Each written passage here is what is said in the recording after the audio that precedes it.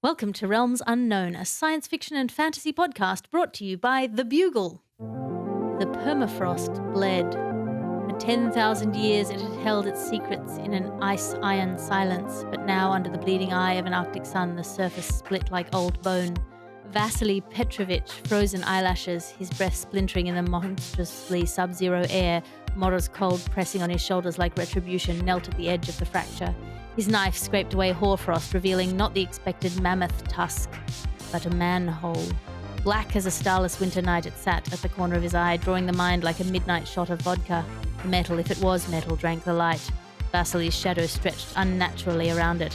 When he touched it, his gloves came away filmed in a metallic sheen that tinked as though solid against the tip of his knife. He wanted to throw the gloves away from his body, but the cold nibbled at his ears and he thought better of it. He would have to call Yevgeny, called Malenkov, son of the little one, a little joke for a brute of 6'4". And deep in the Ministry of Defense in Moscow, a seismologist would mark the anomaly on his map, circle it in red, and reach for the phone to call the ones who remembered. Realms Unknown! Yeah, that's right. You're listening to Realms Unknown, a weekly speculative fiction podcast brought to you by The Bugle, in which we discuss science fiction and fantasy tropes, the newest news, our favourite old shows, books, games, and more. I'm your host, published author and comedian Alice Fraser, and my companion on this journey, the Snork Maiden to my Moomin Papa, the Grendel Mother to my Beowulf, the Lube Ping to my AI Mimir. It is Tom Neenan. Welcome. Hello, thank you so much for having me. It is a delight, and a quick reminder to all of our listeners to subscribe to the Bugle channel. All the books and shows we cover here will be linked in our show notes, and we have an affiliate store if you want to buy any of the books we discuss. Very short, brief bit of headline news here, Tom Neenan. Henry Cavill's Highlander reboot is confirmed to start filming in September. Are we excited? Are we worried? Can there be a second Highlander reboot, given that there can only be one? That's all I wanted to do the news for. I'm excited. Henry Cavill is he's a sci-fi and fantasy. He's a strong proponent of it. Like he actually loves the genre and he loves the stuff that's in it.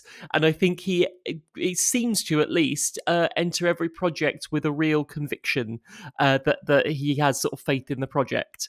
I think we're still waiting on his Warhammer, is it film or TV show that he was making? But I know that he's a massive fan of Warhammer and has been trying to get that off the ground for yonks and yonks. So yeah, whenever I hear that he's sort of involved in something which is a bit fantasy or sci-fi, I'm like, oh, good for you. You're basically a nerd who got buff and can now sort of call the shots a bit, which is very nice.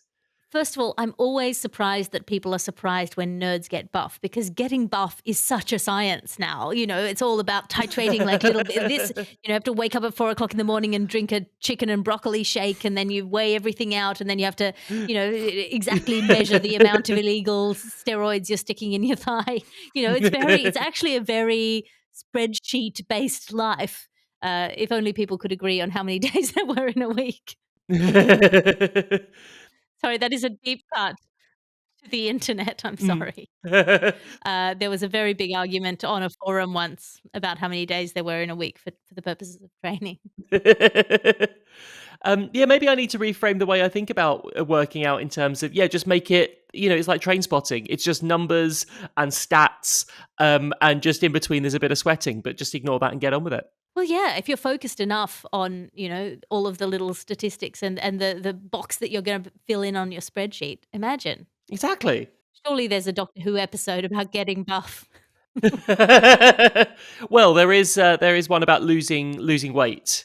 But that's when your fat turns into little aliens that then run away. But but yeah, no, I think you could make a lot of money doing this workout regime for nerds. I think that's your $1 billion idea right there. Allow me to recommend an app that we discussed quite recently on this podcast. It's called Zombies Run, and it's a running training app that is also a story-based and really innovatively story-based, exciting mixed tempo running exercise app program. Sounds brilliant. I think you'd like it, is all I'm saying. Try it. Mm-hmm. I mean, unless you're not a zombies guy, I'm sure there are other alternatives equally nerdy. Could we have drones or something? Drone dogs, something like that? There's an infinite number of permutations that we can have a look at. We can have live monsters, I think. Yeah. What have you been reading, absorbing, playing, watching of late, Tom? Well, I obviously haven't seen it yet because it isn't out yet, but I am so in the tank for the new Jurassic World movie. I'm very excited about it. I think it's going to be very good because I think that Gareth Edwards is an amazing director. I really enjoyed his far more sci-fi leaning The Creator, which I thought was brilliant, and he clearly knows how to use sort of CGI and things in a really impressive way. But what it did get me thinking about was Scarlett Johansson, who is obviously starring in that film and has excellent sci-fi credentials. She's, she was in The Ghost in the Shell, the sort of stuff around that you can sort of question, but I thought she was good in it, and it made me think about a film that I haven't seen in ages, but I think is probably one of my favorite sci-fi films of all time, which is Jonathan Glazer's Under the Skin from 2013. If you haven't seen Under the Skin, it's based on a novel by Michael Faber, and it is dark and it is strange, but it's a slightly obtuse film, but I don't know. It's not one of those where it suddenly goes off the rails. It's a very loose plot, but that it goes off the rails and it's unfollowable. I think that it is very followable. It's about Scarlett Johansson plays like um, this alien who maybe I covered in the trope when I talked about the sort of born sexy yesterday thing, where she occupies a space of both being very predatory while also being very vulnerable and innocent. And yeah, she just stalks the streets of Glasgow, picking up men. Either in a van usually, and then and does strange things to them. But what's amazing about the film and what I think is really cool is that famously some of it was filmed sort of with hidden cameras. So some of the people who feature in the film don't know that they were acting in a film with Scarlett Johansson. They think that that Scarlett Johansson was just like trying to pick them up in a van and being quite strange. And so it makes for quite unnerving viewing, but it's so interesting and I just love it. I think it's such a smart, interesting, weird film. I was reminded of it recently, and it's over 10 years old now, but if you haven't seen it, either read the book, which I think actually the film is a good representation of, or see the film. I think it's brilliant. Imagine signing the release form after that. After that, I imagine there's a lot of footage of people going, "Wait a minute, are you Scarlett Johansson?" You'd imagine so. Apparently, not as much as we think. But yeah, basically, it's what if you combine Jackass with a sort of strange sci-fi movie, and this is what you get. And I think it's a strange, brilliant film that I think everyone should see. Oh, look, at least it's not trying to be funny. I'm fully convinced that prank comedy is the lowest form of wit. So at least it's prank sci-fi. Yes, exactly. I have just opened. I'm about 50 pages into this book, Behooved, which was sent to me by Hodder Escape, which is the sort of sci-fi Hmm. fantasy imprint of Hodder and Stoughton. And about 50 pages in, it's about a Mm. noble young lady who gets sent off to marry the king of a neighboring kingdom, and he's a horse by day and a man by night, and they eventually, I think, fall in love. Given that it says it's a romantic fairy tale adventure that will sweep you off your feet or hooves, I'm 50 pages in.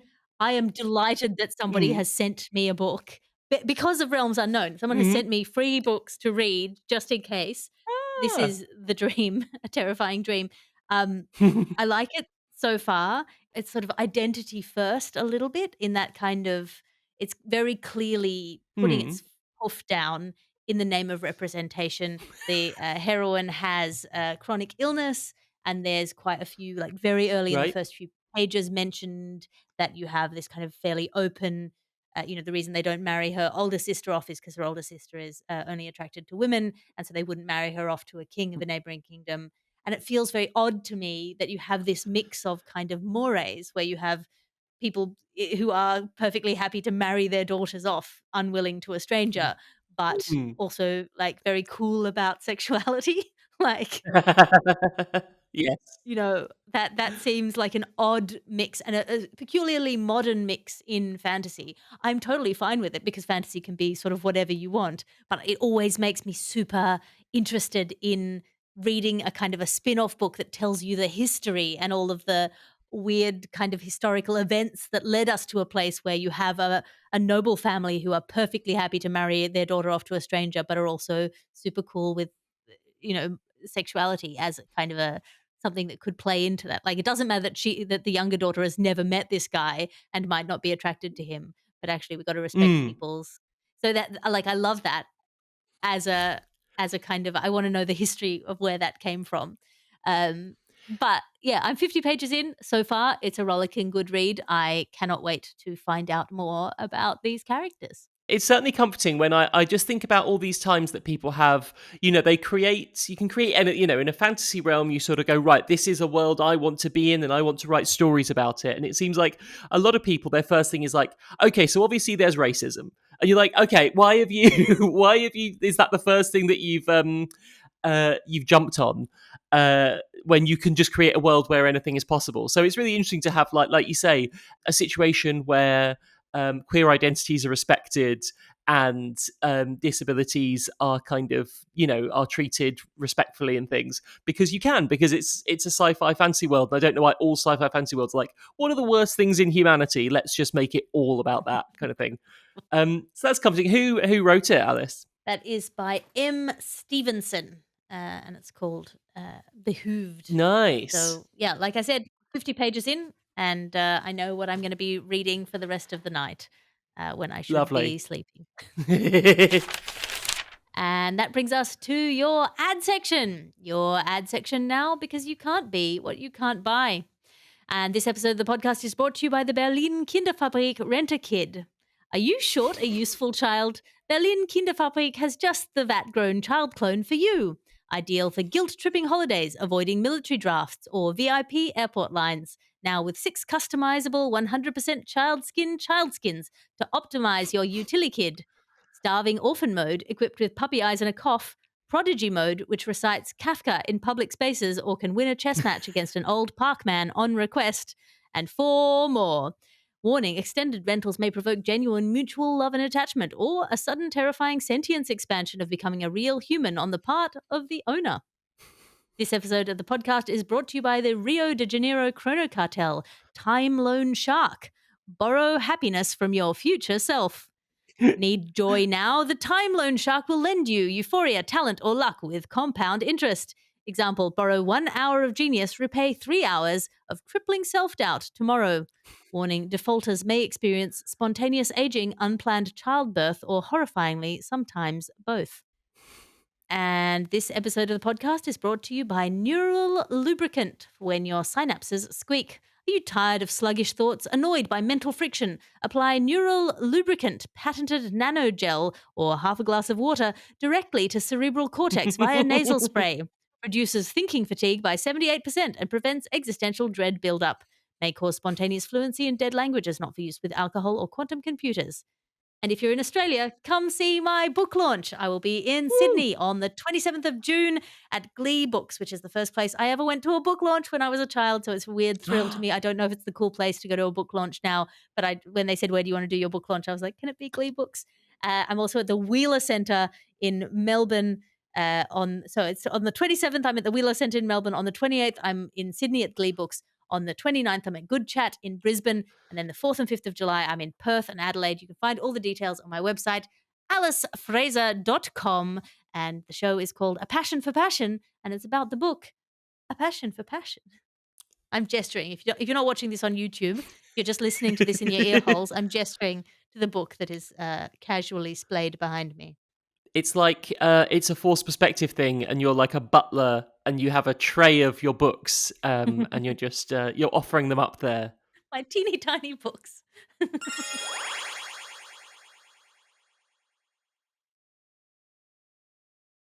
That brings us to this week's Trope on a Rope. Tom Neenan, you know this very well. This is one of the tropes that we come across, and we love it every time, or we hate it every time. What trope have you been tripping up on recently? So this isn't one I particularly, I'd say, love or detest. This is sort of, I am completely neutral on it, but I find it fascinating. And it is the trope commonly known, I believe, as bikini armour. It is I think probably the biggest proponent of it is Skyrim, which I'll be honest, I haven't played, but it appears a lot in various, fantasy movies and in lots of fantasy iconography, and that's basically your warrior Fair enough. maiden. I thought Skyrim was that thing where people show their buttholes to the sun to get more vitamin D. Carry on. It apparently doesn't work, so that's our thing. Do not try that; you will be burned. And so yeah, so basically, it's from what I understand, it's your warrior maidens who wear their bikini armor, which has no practical effect whatsoever. It looks good, but I guess the word is it skeuomorphic? Is that a right way of describing it? Which is sort of like the actual function of the thing you're wearing is now so um has been replaced by the aesthetic of it that sort of it has no actual use but sort of the echo of use. So obviously armor used to be used in battle and now it's just an aesthetic choice. I guess a bit like Xena Warrior Princess and Wonder Woman has this as well. And yeah, it's just sort of an example of when people who are asked to design things just have no thought to the kind of practical applications. And I wonder if this is going to happen more with like as AI generates images and things again, because obviously what AI is very good at is how things look. It sort of can look impressive, but if you sort of examine a lot of AI images, the practice, the actual way that things work is absent. And I wonder if you type into AI, design me a cool armored warrior maiden, you'll end up with a lot of bikini armor and not a lot of sort of actual armor that someone might need to use were they to go into battle. And yeah, what I'm interested in is like if any listeners as well, we have some people who like reenact battles maybe and things like that, and are just like, what actually is the optimum, especially if you're a lady, what is the optimum sort of armor to be wearing, and does it resemble anything that we might have seen in the bikini armor sort of sphere? I have a YouTube rabbit hole for you to go down. It's a lady called Jill Bearup, I think. And I think she's just written a book called Just Stab Me Now, if I'm correct. And basically, her YouTube channel is watching video games and television and seeing all of these cartoons and pictures and going, well, you need to protect your groin. There are major arteries there. This wouldn't stop an arrow. Ridiculous. So it's a lot of fun. And if you want to find out the answer to your question about whether this armor would work, I mean, obviously the answer is no.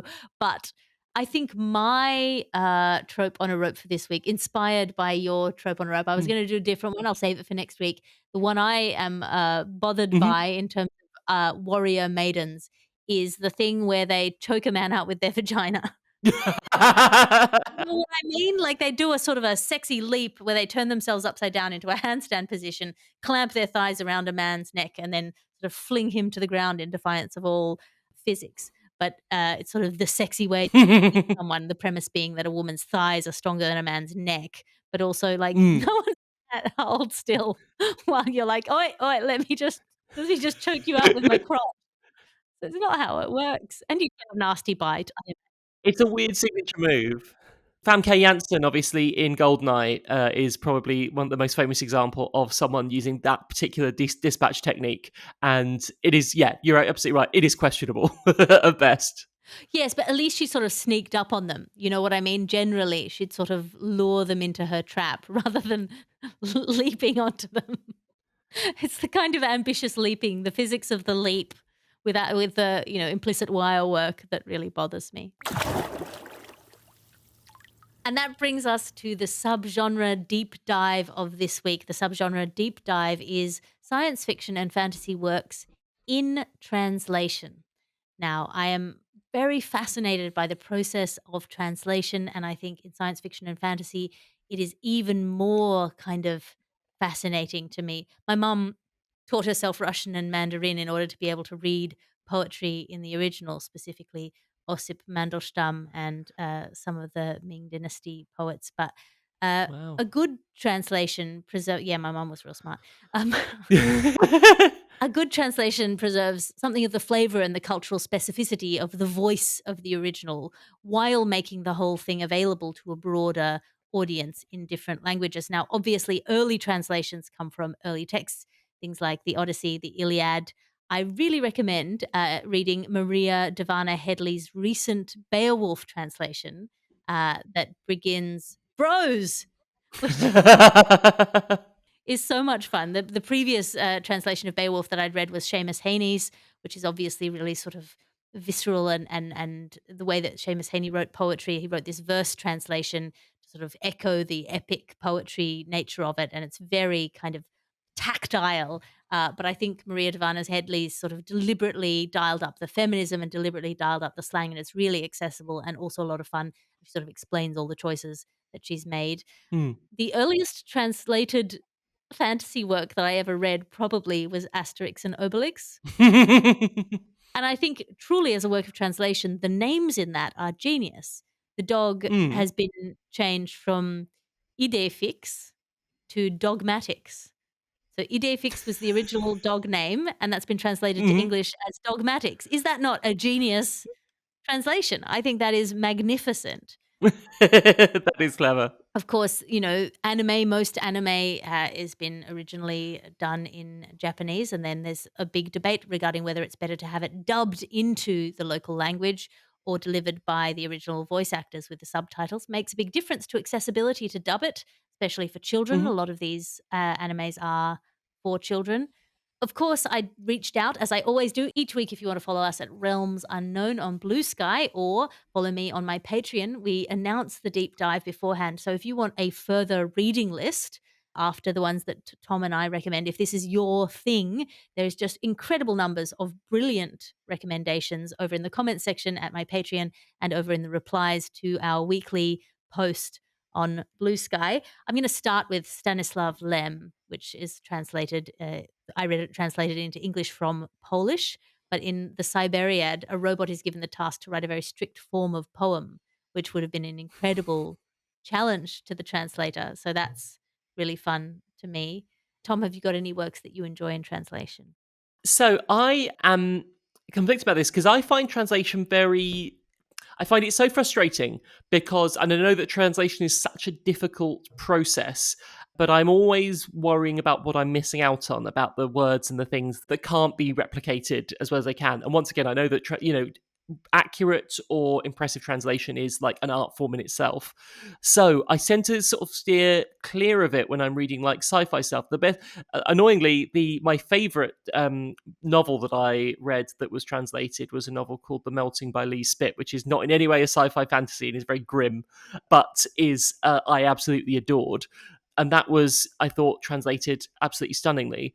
But if we're talking about watching anime, I was at one point, an Evangelion fan, and I don't see a problem with the dubbing personally because animation is different. I think that sometimes watching a human actor sort of speaking and then have another actor add in the voice is, it's a strange thing. And there might be certain things that the actor was trying to do with their physicality that then isn't matched by the voice. And it can be quite strange. Whereas for me, if it's an animation, I think that is built for people to add their own characterization onto. So I would always prefer the dubbing on that to the subtitles personally, but I know that that once again is a very controversial area that a lot of people disagree on.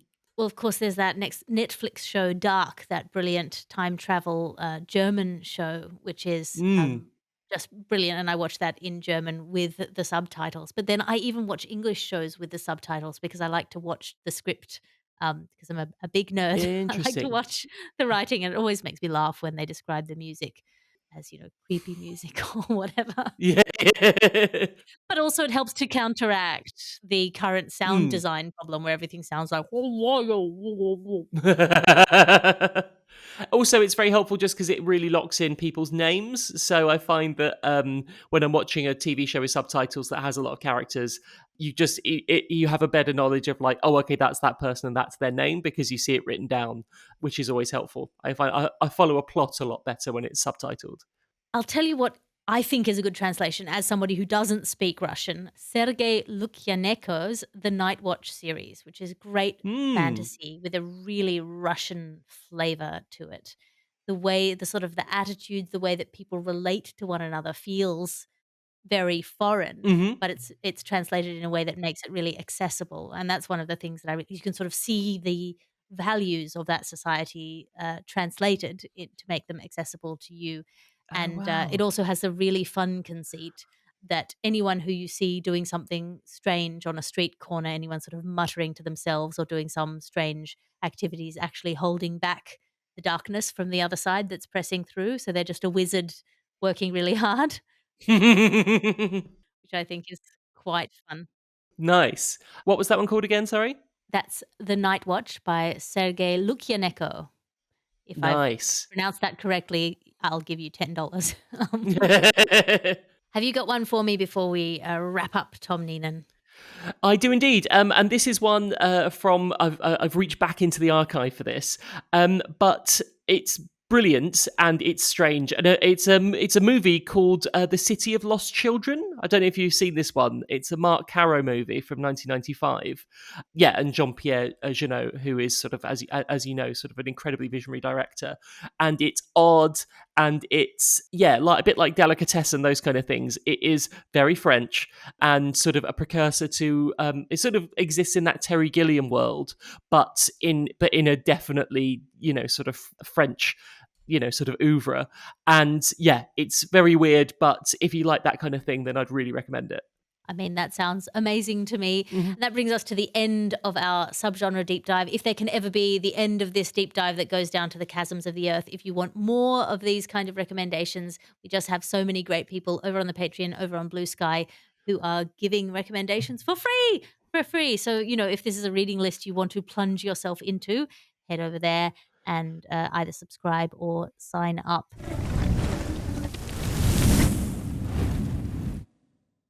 And that brings us to the Minds of Tom Neenan, the Minds of are where we talk about a work that we have in the past enjoyed, but now maybe looking back on it makes us feel a bit ooh.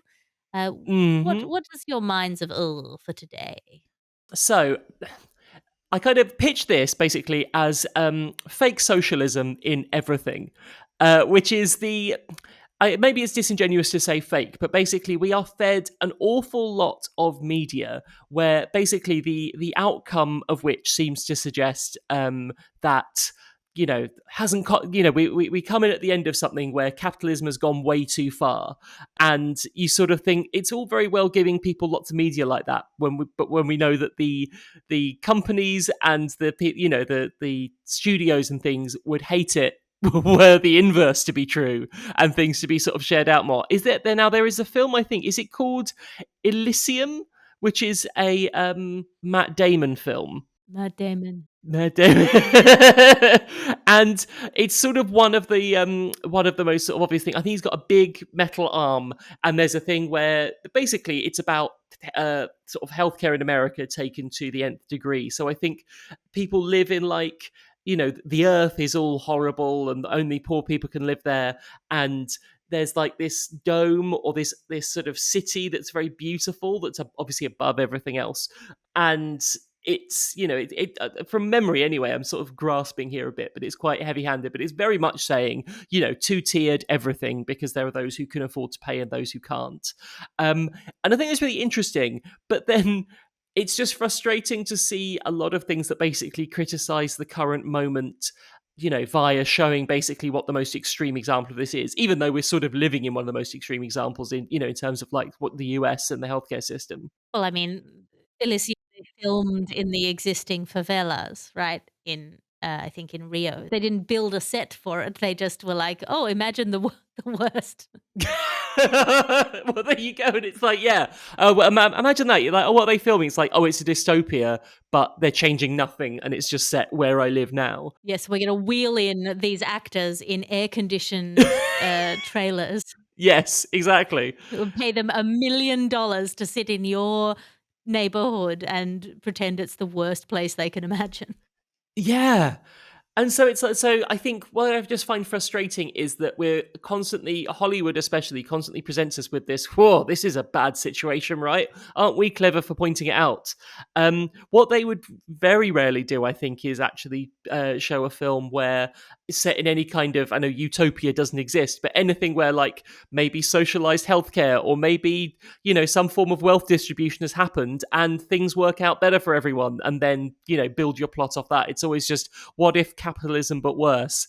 And you go, yes, but, that's something that you participate in. So yeah, so I think that I just find that quite a frustrating thing that I'm confronted with a lot. Once again, not a sci-fi fantasy film, but I watched the film Mountainhead, which is part of Jesse Armstrong's clearly just sort of does not like billionaires at all and finds them frustrating. And there is an element to which it's a very well made film. You end it and you go, okay, but now what? Because it basically goes, well, this is bad. You go, yep. Okay, good. That's that. Yep, I think we all assumed. So yes, maybe just some. So maybe I could do with some recommendations for sort of novels, TV shows that are maybe set in some kind of socialized or positive future that aren't just what if capitalism went mad, and start your plot from there. I think as well, just because it makes me very sad. So like Ready Player One, both the book and the film, I could never sort of get on board with, just because the entire sort of thing of it just made me so sad. Like, it's like, oh, so we all live in this world where like we all lived in these like piled up trailers. Once again, I think that was a set, but easily could just is basically code for favela, and we all just, our lives are so awful that we spend 90% of our time in this fantasy world. And I was like, that's so bleak. I don't think I could actually enjoy any of the antics that these characters are going on, because it's like just such a, yeah. So anyway, I'm sorry, I've gone on a rant here, but please suggest me some lovely positive things, and then stuff can happen within that. Sure, that would be interesting, but something that at least takes the stance of like, what if things got better as its jumping off point. Yeah, what if things got a lot worse and then a little bit better with a minor victory for a single character? You have what if things got a lot better and then a little bit worse? That'd be so much more fun. I think my beef with Elysium, before I get into my beef with Elysium is that it's a really fun, straightforward, small science fiction story, and you can see exactly when the studio got involved and were like, we have to up the stakes. So basically, Matt Damon's character gets in an industrial accident. He gets exposed to radiation and he wants to go break into the luxury rotating satellite above and get access to their healing beds, which will basically resolve all of your issues. You think, okay, what a really interesting, Hmm. what a really interesting setup for a sort of a semi-heist movie, stealing health from the rich. The baddie, amazing, Hmm. played by Sharlto Copley. He's a proper South African baddie with the name Agent Kruger, because of course it is.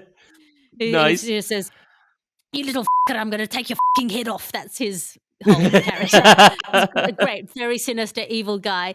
And then basically oh, wait a minute, Matt Damon meets his old girlfriend and she's got a sick daughter, and then they kill off the South African baddie, and then they reintroduce a more sinister corporate baddie on top, and it becomes about the fate of the world instead of the fate of this one man. And I think it would be a much more interesting story that I would care more about, because I like the story of a person. I know people. I'm not really sure that I can Mhm. get my head around like saving the whole world, particularly when you have a world that is predicated on like really embedded inequalities. So that's my beef with Elysium. And you end up with a situation where loads of films present you with, basically, because they need to up the stakes, a single person who brings down the entire structure, basically, because this needs to stop, and they bring the whole thing down. And they're often made by people who think that Alexandra Ocasio-Cortez is a bit too radical and needs to calm down a bit. Also, the Chesterton's Gate problem, which is like if you smash it all down, you have to be pretty sure that you know why all of it was there in the first place. Yes. It's not like people are like, let's ruin the world because we want it to be bad. They're Hmm. trying to solve problems, and those problems will still be there even if the imperfect solutions are taken away. So you got to think of, anyway, this is getting, you got to think of better solutions before you take away the old solutions, however flawed they might be. All right. I'm not going to get caught in a political drain hole. I'm going to talk about my minds of and it's a little bit Mm. of a cheat one, because I'm not sure that I ever liked these. In translation, I've been, speaking of which, a lot of great children's books in translation. The Moomins, wonderful Mm. translation. But these books, the Mr. Men books, I don't know if you've heard of them. The Mr. Men and the Little Miss books they sell them very Yes. cheaply at airports. So I have acquired a few because my children like to be read too. And I do not like the way in which Mr. Greedy is portrayed. I don't think you should have a character called Mr. Greedy. He has no redeeming qualities. He's not, you know, he's not even rising to the level of a friendly fat man. He's just greedy all the time, quite selfish, and portrayed as a sort of a hideous blob. I don't like it. So if I liked the Mr. Men book, which I don't think I ever did, I have no real nostalgia for them, but if I liked them and I was now reading them to my children, having enjoyed them as a child, I would definitely be in the realms of, oh, come on. I have genuinely gone in and scribbled out certain lines in some of the books. So in the UK, we're very familiar with Mr. Men books. They were turned into cartoons and voiced by Arthur Lowe, who did them when he was at the height of his Dad's Army fame. And so, yeah, I think they're a great example of how you sort of look back on it now and go, oh dear, there's a lot that is. For instance, I'm just looking now at the lore of Mr. Greedy. His hometown is Fatland. He likes eating food and he dislikes eating normally. So what is normal eating? That's a very dodgy road to go down, isn't it? Yeah. I think generally, now having encountered 5 or 6 Mr. Men books in the course of my children reading books to career, I think they're sort of mean spirited. I think they're like there's Hmm. occasional ones that are sort of uplifting or the story is quite nice. There's Mr. Mhm. Calm, where his whole thing is just being calm. That's nice. That's a fairly Mhm. benevolent story. But a lot of them are kind of I feel like they're not. It's not whoever's writing them is sort of being a bit mean. I'm not sure I want to inculcate that into my children. So there you go. That's my minds of. Ugh. Why are they diminutive? Why is it little miss? Why is it when Mm. something's female does it have to be smaller and reduced? That's what I ask you. Yeah, why are they not magnificent madams, Yes, yeah, exactly. mighty mamas? And 3 things for you, intrepid discoverer, to take away and waltz off into the night with. If you like the idea of being bundled into a van by Scarlett Johansson, but in an interestingly sci-fi way, then not the first 2 ways you thought of, then maybe check out Tom's recommendation of the 2013 film Under the Skin, or even start with the book that it was based on. If you'd like to prepare for such an assault and want to know how to be appropriately armed, then I really do recommend reading Just Stab Me Now by Jill Bearup, or explore her YouTube channel.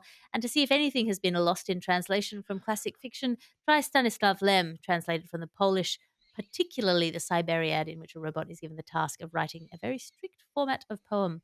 Also, just watch things with the subtitles on. It's basically a free book and it gives you access to all sorts of exciting science fiction and fantasy from different cultures. And I think the more you broaden, I think it's just so much fun to figure out what the tropes are and what the familiar things are. And from the shapes of the stories, you can sort of see what that culture believes that might be different from your culture. I enjoy translations immensely.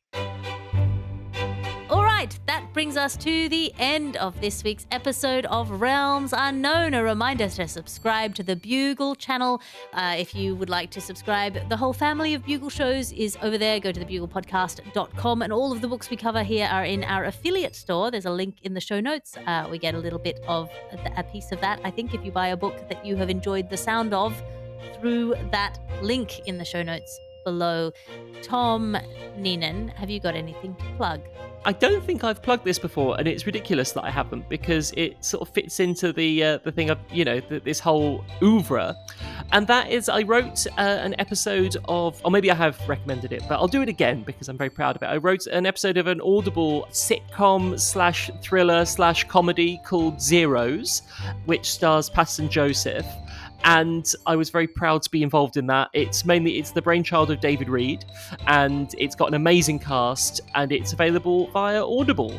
So look up Zeros, and it's a lot to do with what we're discussing. It's it takes all the tropes, like I was saying, the things about sort of capitalism gone mad and things like that, but sort of it's tongue in cheek, and it's aware of the tropes, and it often sort of takes a trope and then subverts it again. So if any of the issues that we talked about today are particularly interesting, then maybe give Zeros a listen. Give Zeros a listen. Over on Audible, you can also get my documentaries. I've got a documentary about meditation 101 if you like Mr. Calm. I've also got one on habit change, one on wellness. There's a couple out there that are a lot of fun if you like audio documentaries. Go and listen over there. And of course, you can find my work over at patreon.com/Alice Fraser. That's where I do my 3 writers' meetings a week. If you are writing something or want to be writing something with a community of really lovely people, it's a very supportive and kind environment. That's over at patreon.com/Alice Fraser. This is a Bugle podcast and Alice Fraser production. Your editor is Ped Hunter. Your executive producer is Chris Skinner. I'll talk to you again next week.